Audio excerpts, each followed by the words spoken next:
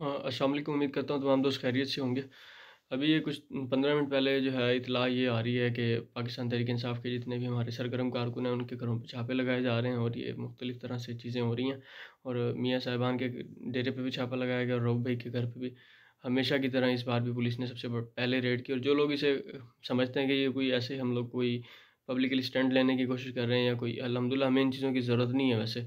घटिया सोच है, मैं इसे घटिया से घटिया ही कहूँगा कि जिसकी कोई हद नहीं, कि जिसकी जितनी मज़म्मत की जाए इस चीज़ की कम है कि रऊफ़ भाई के घर पे पुलिस ने रेड की और 8 से 10 डालों ने रेड की और जो है दरवाज़े को बट मारे इन्होंने अपने, और जो है मुलाज़िमों के साथ भी बदतमीज़ी की।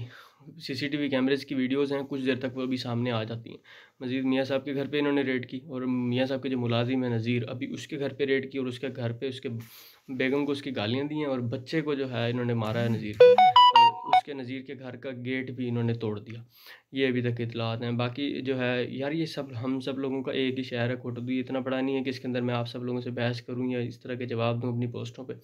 तो हाँ, यार ज़ुल्म के खिलाफ कोई भी अगर हमारे किसी भी पाकिस्तान तहरीक-ए-इंसाफ़ के रहनुमा या किसी का भी हो, बेशक वो मुस्लिम लीग नून से उसका ताल्लुक है, बेशक पाकिस्तान पीपल पार्टी से हो, हम सब लोगों को शहर की यूनाइटी के अंदर बरकत भी है और बेहतरी भी है इसी के अंदर कि हम एक-दूसरे का दिफ़ा करें, ना कि मज़ाक उड़ाएँ और बदतमीज़ी करें एक-दूसरे से। ना मेरा कोई आप लोगों के साथ बहस का वो बनता है, तो क्राइटेरिया।